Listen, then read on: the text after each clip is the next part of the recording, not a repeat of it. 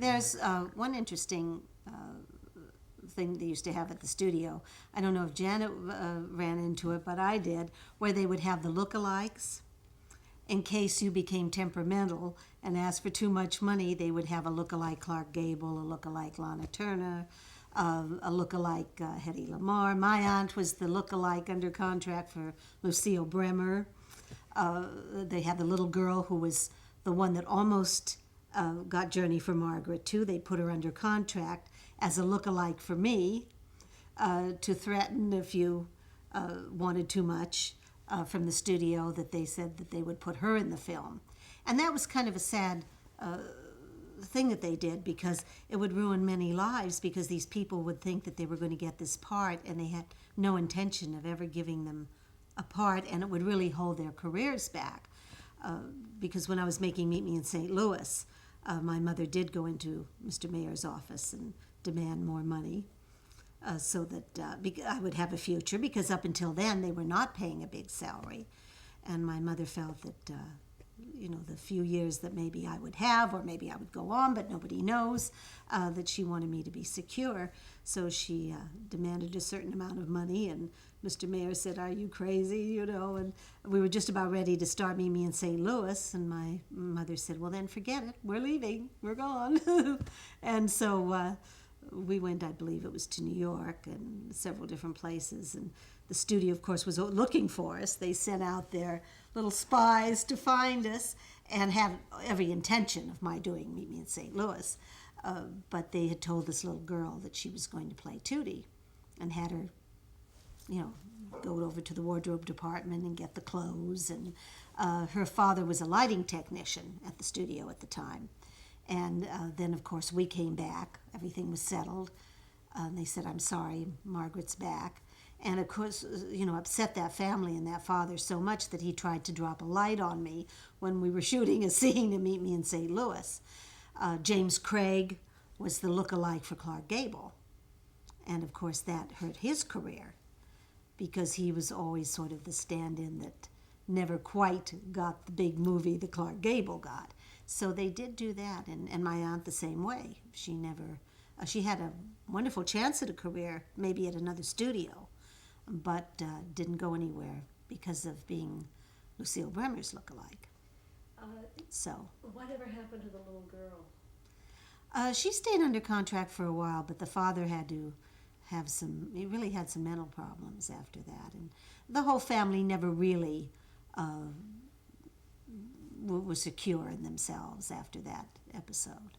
So that was sort of a cruel thing to do, which they don't do today, thank goodness. As I say, there were wonderful things about the studio system that were wonderful, and then some things that were not.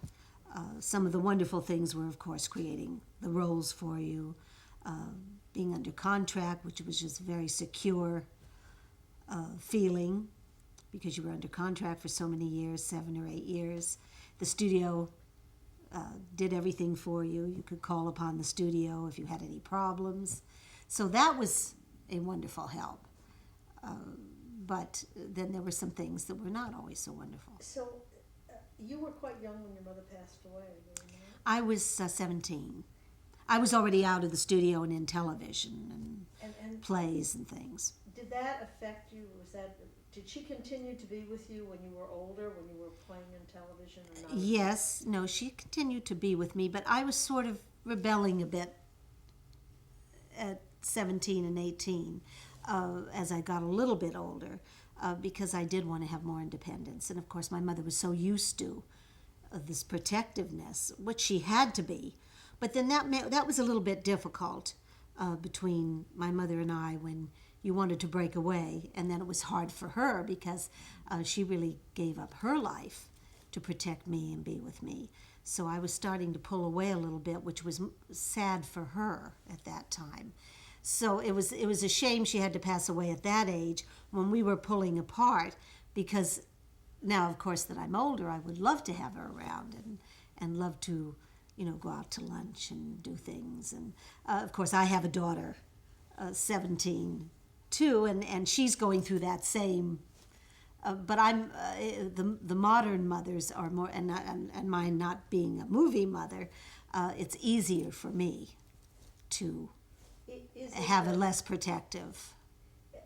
But was it hard for you to go on professionally once your mother was gone? No, because I was doing a lot of television and it was fairly secure, and I was able to go on because I had already started working with different directors and picking up some of the acting tips and things from them. So it wasn't so much that my mother did, every line, or Lillian at that time. I was breaking away and learning through different directors and producers. Can you remember anything that you ever did with Lillian in terms of a scene when you were very little, and any incident connected with that? Yes, well, I remember sometimes during the break, when we'd have our lunch break, there'd be sometimes I would go into Lillian's office if it was a particular heavy scene, to go over the scene with Lillian Burns. And she was always sweet, though she always ordered what I'd like to have for lunch, so it was sort of a little treat. But sometimes I'd miss the commissary, because when you'd go into the commissary, you'd see all the other actresses and movie stars there. There was plenty to see. And in those days, of course, they had a sort of a caste system in the commissary. They'd have the A players in one section and the B players and the C players, and the makeup people would be in another building, where now today when you do a film or you do television, you're all seated together. You're all together. There's no separate systems. And then Mr. Mayor would have his own private dining room. And when he would walk through, we would almost all have to stand and be silent when he would walk through to his private dining room. And that was Elizabeth Taylor and Clark Gable and everyone. So there was definitely a system, a caste system between the B movies, the A movies, the C movies, which you don't have so much today. Do you remember any incidents that happened during Little Women, like not behind the cameras, but like in between takes or anything that was particularly funny or? Well, I think what we sort of did, I know Elizabeth and I did anyway. I don't think Janet did this. But when they had the popover scene where they would bring those popovers to the table, we would eat them all, and then the scene wouldn't match. And they thought they were still there, like 8 because they were very fussy about what matched. If there were 8 popovers in the basket, if they weren't 8 popovers left, they'd have to reshoot the whole scene. So I think we cost the studio a little bit of money on that particular scene, because we would eat them and not say that we did, and then they'd shoot the scene and then realize there were only 4 there. So that was kind of a funny little thing between and I think we all had a crush on Peter Lawford at the time, because he was very handsome, in that movie, and we would all kind of hide behind one of the sets, one of the, sometimes you'd have big set screens that had the painted forest on, or the house in the background, and we'd hide behind there and kind of look at Peter Lawford so he wouldn't know that we were looking at him. Now, is this you and Elizabeth Taylor, or you and June Allison and? I think that was mainly June, Elizabeth, and I. Were really kind of in awe of Peter Lawford at the time. That's very cute. But he was paying more attention to Elizabeth and June, because he wasn't interested in me, so I was a little bit jealous. And tell me about the hardest scene you ever played in the film. You never played with Mickey in anything, did you? No, I knew Mickey Rooney at MGM, but no, he was older, and he was, but he was the only one that, because everybody always called me Margaret. I never really had a nickname, and Mickey Rooney would call me Mag or Maggie. Right. And since I was a little girl, he would say, "Oh, there's Maggie, the old hag." But it didn't bother me, because I was like 6 or 7 years old, and everybody would laugh at that. But he was very nice. He was like the kid actor before, but he had Yes. that kind of passion that you had too, in the way he would really get into these. Oh, yes, he has always been a wonderful actor and wonderful performer.